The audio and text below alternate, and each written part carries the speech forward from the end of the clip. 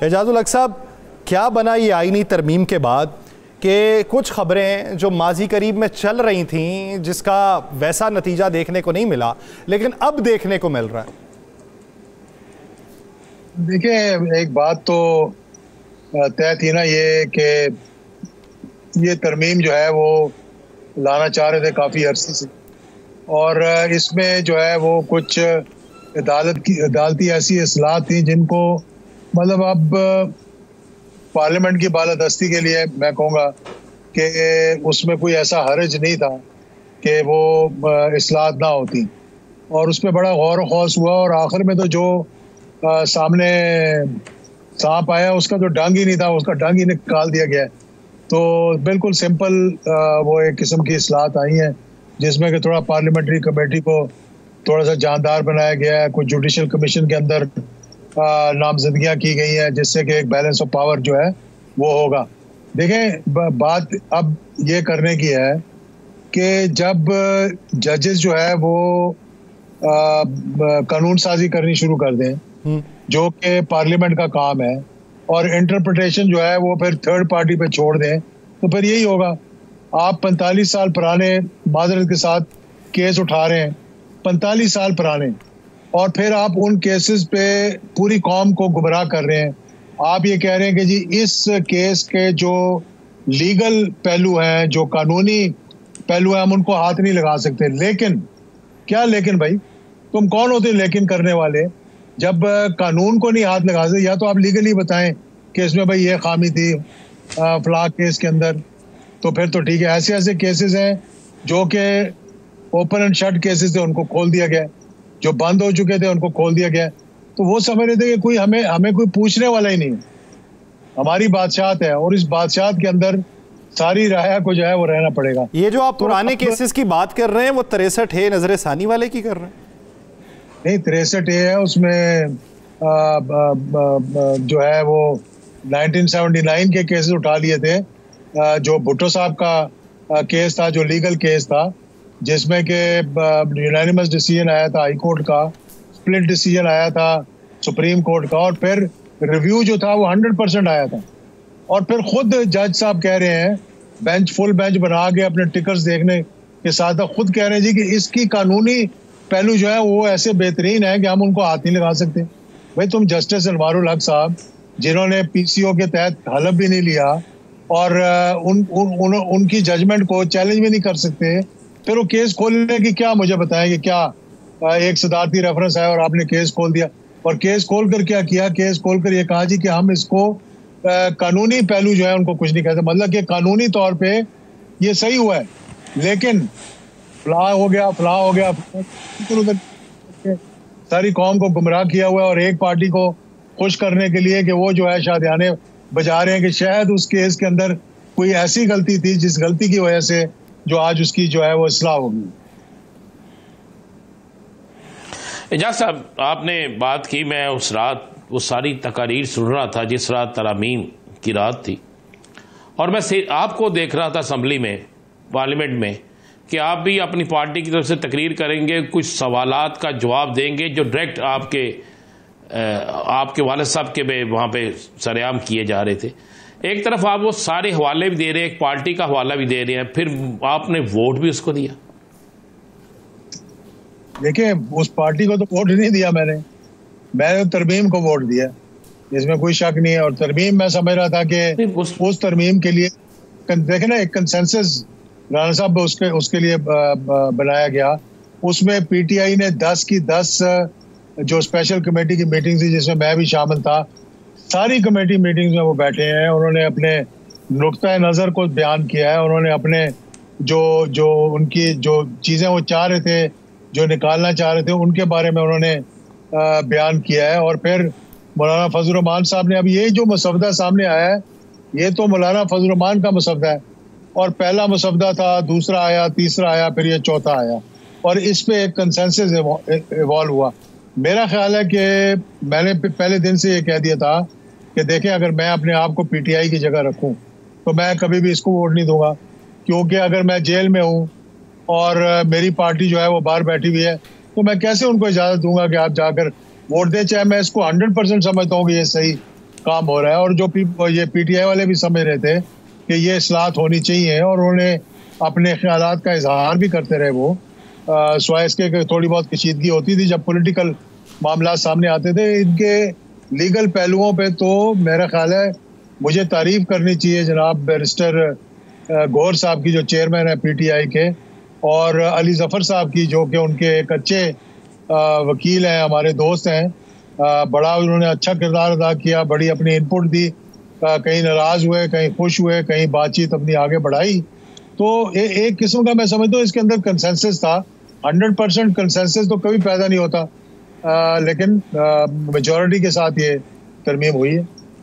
अच्छा एजाजुल हक साहब, आप ये बताइए कि इस वक्त जो किरदार पाकिस्तान तहरीक इंसाफ कर रहा है असम्बली के अंदर, वो किरदार उनका अपने तय था या पीछे से ऑर्डर के तहत था? बहुत सारे लोग ये बात करते हैं इनके अपने तय इनकी सिफारिशात और थीं और पीछे से हिदायत और थीं। ये मुमकिनात में से कैसे?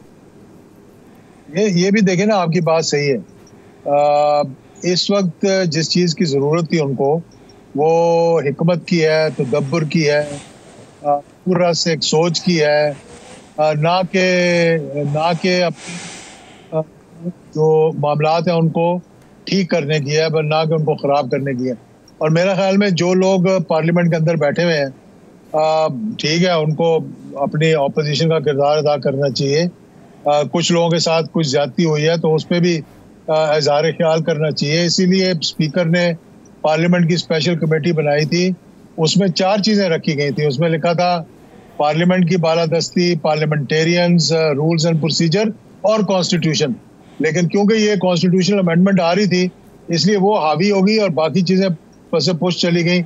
अब मेरे ख्याल में बारी बारी उनको भी लिया जाएगा, और फिर मेरा ख्याल है कि एक मरतबा फिर पीटीआई की जो है वो पार्टिसिपेशन उसके अंदर जो है वो अच्छी खूबसूरती के साथ होगी।